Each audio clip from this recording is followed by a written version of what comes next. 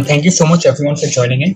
I'm Divas Parashar, a rising third year BSc Physics student at Ashoka University.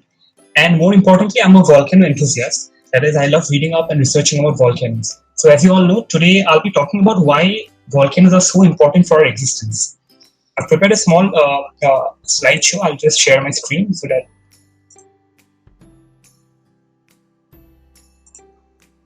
Yeah. Is the screen visible, Nachike? Yeah, it's visible. All right, yeah. Today I'll be talking about why volcanoes are so important for our existence. Right? Now, whenever we talk about volcanoes, the first thing that comes up, it immediately evokes an imagery of death and destruction. I mean, what you can see on your screen right now are dead bodies that were recovered from the city of Pompeii, which was destructed by the eruption of Mount Vesuvius in 79 AD. And this is something which has been recurring throughout human history, where volcanoes have killed thousands of people and destroyed properties worth millions and billions. However, we must acknowledge the fact that this death and destruction is only temporary, but in the long run, volcanoes have always played a very important role in making Earth habitable. And when you talk about habitability, if I ask this question to any person as to what really makes Earth habitable, the first thing that anybody would tell me is that, okay, Earth has oxygen, Earth has water. In fact, not just water, Earth has liquid water. Liquid water is very important for the existence of any life form. So Earth has oxygen, Earth has an atmosphere, Earth has liquid water, and more importantly, Earth has a suitable temperature which allows liquid water to exist. Now, going on to the next slide. So we, I need to make this very clear that all of these things that are so important for making Earth habitable, none of these would have been possible without the eruption of volcanoes right from the beginning. Now, before going ahead, I'll just give a very brief explanation as to why volcanoes occur. I'll not go into the technical details of it. I'll simply tell you that the interior of the Earth is very, very hot, right? And anything which is very hot wants to cool down. It wants to achieve something which is known as the thermodynamic equilibrium. And because of this, so volcanoes are basically a manifestation of the fact that the interior of the Earth wants to lose heat. So the interior of the Earth is constantly losing heat through volcanoes. Now, again, the question comes up as to why is the interior of the Earth so hot? I'll just go and show you a small video, and that is going to explain why the interior of the Earth is so hot.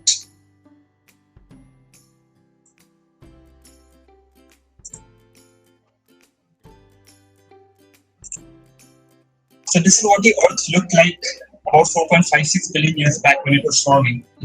And you see that throughout the formation of the Earth, you have these rock masses which were constantly crashing against the Earth. And this is how the Earth formed, from a small body to a larger mass that we see today. This is what the Earth looked like about 4.56 billion years back. A very hot body.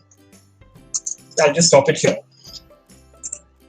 Yeah. So now, these conditions that happened, which led Earth to become this body that it is today, these conditions were so massive that it produced a lot of energy. It produced a lot of heat energy, and all of these heat remained trapped inside the Earth.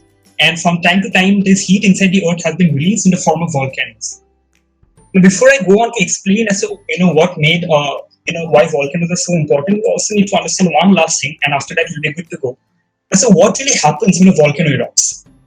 So when a volcano erupts, the viral images and videos that we see, we have ash coming out, a lot of smoke coming out, we have lava flows. But something that is so important is the emission of a gas called carbon dioxide. And why is carbon dioxide so important? It's simply because it is a greenhouse gas.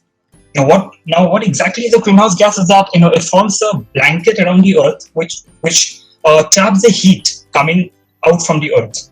Now, what happens in the process is that it regulates the temperature of the Earth, it warms up the Earth. So clearly, without a greenhouse gas, without carbon dioxide, without a layer of greenhouse gases, the Earth would have been much colder than it is today. In fact, if you really want to compare it with something, you can talk about Mars. Mars has no atmosphere, it has no greenhouse gases. And as a result, the temperature of the of Mars is about minus 60 degrees, which is not at all suitable for the existence of the life forms that we see around Earth today. Now, about 4.56 billion years back, like I said, the Earth was just a mass of rock without any atmosphere, without any liquid water, without oxygen, without carbon dioxide, and clearly it didn't have a suitable temperature, right? So this was what the early Earth was like: no atmosphere, and worse off, the sun at that point of time was 30% less bright than it is today. Now, what that means is that the Earth was under the threat of becoming a frozen planet. Imagine a planet, where the sun itself is 30% less bright. We have no atmosphere, no greenhouse gases to heat up the Earth, and therefore we were under the danger of becoming a frozen planet, and we would have remained like this forever, without any life ever coming onto Earth. But all thanks to volcanoes that, because the interior of the Earth was so hot, volcanoes continue to erupt. In fact, something that we need to keep in mind here is that, back then the interior of the Earth was much hotter than it is today. This is because over the last 4.56 billion years, the Earth has already lost a lot of heat. So at the time of origin, the interior of the Earth was so hot, and as a result, volcanic eruptions were a lot more frequent than it is today. And despite the sun being 30% less bright, despite there being no atmosphere, volcanoes continue to erupt. And when volcanoes continue to erupt, it went on to eject a lot of carbon dioxide into the atmosphere. And because it was ejecting so much carbon dioxide into the atmosphere, because it was ejecting so much of carbon dioxide, from the interior of the Earth towards space, we had our first atmosphere. The first atmosphere was formed because of this, because of volcanic eruptions. And in the atmosphere, we had a strong concentration of carbon dioxide gas, which is a greenhouse gas. And that played it played a major role in making up for the less bright sun. And as a result, volcanoes rescued Earth from becoming a frozen planet. So now we have a planet which has the first atmosphere. And finally, the temperatures were good enough so that liquid water could exist. This is something very strange. In fact, when you talk about liquid water, it is not something which is very common. Liquid water is definitely very, very rare. And that is because liquid water can exist only within a very small temperature range. That is from about 0 degrees Celsius, about 100 degrees Celsius. Anything less than 0, it becomes ice. Anything more than 100, it becomes steam. So it is only in the small range of temperature that liquid water can exist. And thankfully, because of volcanoes, the temperature of the Earth became such. Today the temperature of the Earth, the average surface temperature is around 15 degrees Celsius. So because of volcanoes, because of the first atmosphere that formed, we had a temperature which was suitable for liquid water to exist. And as a result, we now have an Earth which has an atmosphere, which has liquid water. However, we don't have any life form yet. Now we fast forward this time to about 3.5 billion years back, when the Earth looked very different from what it does today. And remember, so far we have no life on Earth, alright? And back then, had the conditions on Earth been as stable as it is today, life would never have existed. So what you see in front of you are pictures of hot springs and geysers, and this is exactly what the Earth looked back then, because the interior of the Earth was so much hotter that the liquid water on the surface was heated up, and also the hot interior of the Earth continuously kept on pumping chemicals onto the surface. I'll just show you a small video of how the Earth looked back then. Here. So this is how the surface of the Earth looked back then, much like a boiling pot of in the kitchen perhaps, with chemicals, with a lot of hot water, bubbling gas, bubbling mud. And this is exactly what the Earth looked about 3.5 billion years back. And all thanks to this, this was just the perfect condition for life to exist, for life to first form on Earth. And it was under these conditions that, so like I said, this looked very much like a cooking pot, where you had all the ingredients, that is all the chemicals, you had boiling water, and what it was actually cooking was life. So about 3.5 billion years back, we had the first unicellular life, stromatolites. And what you see on your screen right now, which looks like rock masses, are actually large colonies of bacteria, layers upon layers upon layers of stromatolites that formed. This is what it looks like now. And it were these bacteria, these unicellular organisms, that pumped oxygen into the atmosphere. So far we had an atmosphere that had absolutely no oxygen. But after these stromatolites were formed, about 2.9 billion years back, we had enough oxygen in the atmosphere so that life could be supported. However, the weird part was that although 3.5 billion years back we had unicellular life, but Earth seemed to have become very stagnant after that. In fact, for the next 2 billion years, the entire Earth was dominated only by unicellular life. And the Earth was at a great risk of remaining like that throughout. I mean, had it remained like that, multicellular life forms, advanced life forms like human beings or anything that you see around you today could have never originated. But then, around 700 million years back, something weird happened. And once again, volcanoes have a major role to play in this. Around 700 million years back, from a temperature of about 15 degrees Celsius, the temperature dramatically dropped to about minus 50 degrees Celsius. And the reason for this is often changes in the Earth's orbital parameters. That is something which I'll not go into much detail today. So it was due to the changes in the Earth's orbital parameters. And once again, volcanoes had another major role to play in this, of making Earth a snowball. So what we usually think is that, okay, when volcanoes erupt, they emit a lot of heat. But at the same time, apart from carbon dioxide, what volcanoes are also emitting is sulfur dioxide gas. Now, the interesting thing about sulfur dioxide is that when it goes up into the atmosphere, it forms sulfur aerosols, which blocks sunlight from coming into the Earth. And as a result, it has a temporary cooling effect as well.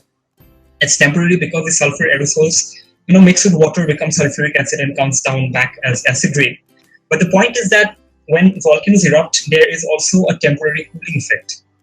But at that point of time, around 700 million years back, volcanic eruptions were so intense. A super volcano had erupted for centuries, perhaps, which led to a cooling effect apart from the changes in Earth's orbital parameters that I spoke of. And this led to Earth looking just like what you see here on your screen today. A snowball. Okay. Up till the equator, the Earth was covered by thick sheets of ice and snow. And had the Earth remained like that, once again, we were under the threat of becoming a frozen planet. Because the worst part about ice is that because it is white, it reflects off a lot of sunlight. That means it helps in lowering the temperature even further. So, you have ice, it reflects off sunlight, so you have less temperature, which again, leads to more ice, which leads to lesser temperature on Earth. So it's more like a runaway effect. And quite clearly, had something dramatic not happened at this point of time, our Earth would have become a frozen planet. And under such circumstances, obviously, you cannot have any life form. In fact, this was in fact a mass extinction event where almost 90% of all life on Earth just disappeared. Anything that was remaining was, somewhere under the surface of the ice, or perhaps, in those regions where the ice sheets were quite thin for life to exist. But what happened at that point of time was that, like I said, volcanoes will continue to erupt no matter what, because the interior of the Earth is hot. And once again, although volcanoes were responsible for bringing us to the snowball Earth phase, volcanoes were also responsible for bringing us out of it. Volcanoes came to our rescue at that point of time because volcanoes continued to erupt, and once again, because of carbon dioxide into the atmosphere, the vast volumes of carbon dioxide that it released into the atmosphere, we once again had a greenhouse effect which was strong enough to melt this ice. This was an episode that happened for over 200 million years. First the Earth becoming a snowball and slowly the ice melting again. But what was so important was that out of this, something that we need to remember is mass extinction events are very, very important for evolution to happen. Like I said, for 2 billion years, the Earth had only unicellular life, and we were under the threat of having only unicellular life on Earth. Multicellular life would never have developed had this incident not happened. So once again, we have to thank volcanoes for getting us into that particular phase and bringing us out of it. And this mass extinction led to something known as the Cambrian explosion of life. That is around 0.5 billion years back. We had first multicellular life on Earth, and this was a giant evolutionary leap. So now we have an Earth which has an atmosphere, which has liquid water, which has unicellular life as well as multicellular life.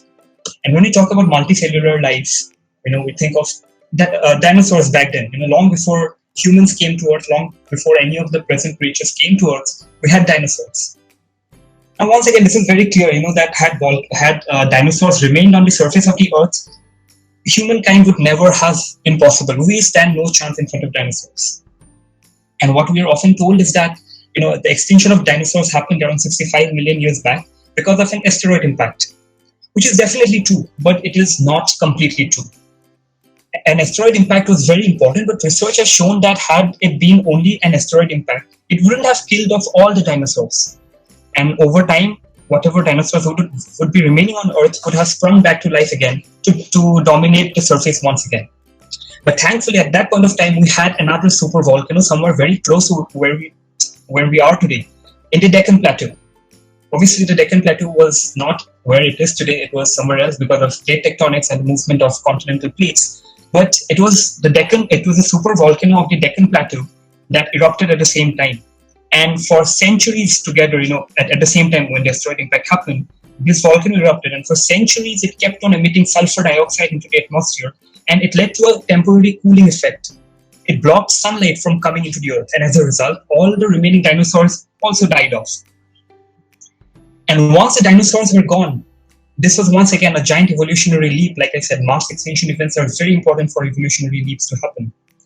And this happened around 65 million years back. And the death of dinosaurs allowed volcanic eruption, allowed humans to come to Earth.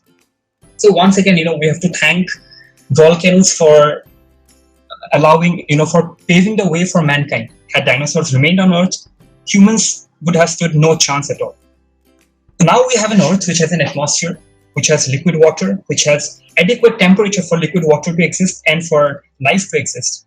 We have developed life, and we have humans, and all thanks to volcanic eruptions. Now, I would like to end my talk by talking about one last phenomenon, which is known as the carbon cycle.